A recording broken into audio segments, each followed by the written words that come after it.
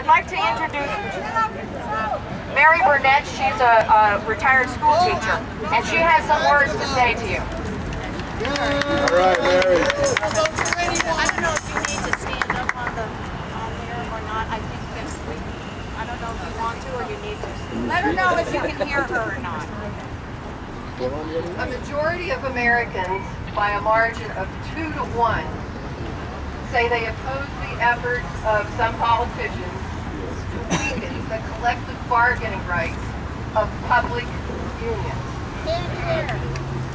And they are also against cutting the pay or benefits of public workers in order to reduce state budget deficits. These findings are in accordance to the latest New York Times and CBS News poll, which I have a copy of. So why are our Florida legislators, some of them anyway, trying to get rid of or cut our unions, our benefits, and the pensions of public employees?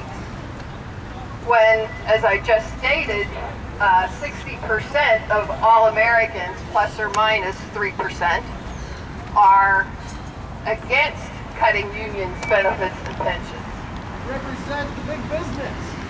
61% of the adults polled said that they thought the salaries, benefits of most public employees were either about right or too low for the work they do. I am a retired public school educator who taught in elementary, middle, high school, and college. I saw how hard teachers work and other educators, and how hard they work in the long hours that are required by these professionals.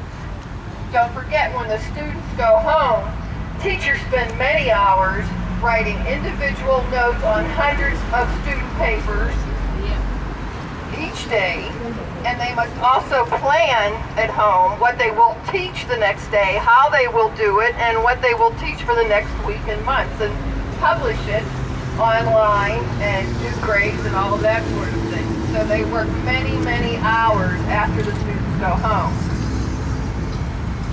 They must also take into account the diverse strengths and challenges of each student they will teach. I know personally high school teachers who have 240 students per day that they teach. Teachers have more pressure put on them every year because of unnecessary mandates and requirements placed on them by some politicians.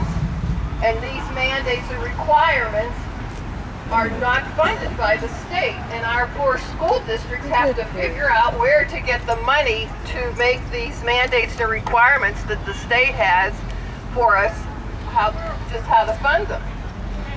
Let's support our teachers by calling or writing our state senators and representatives and voting no on these bills.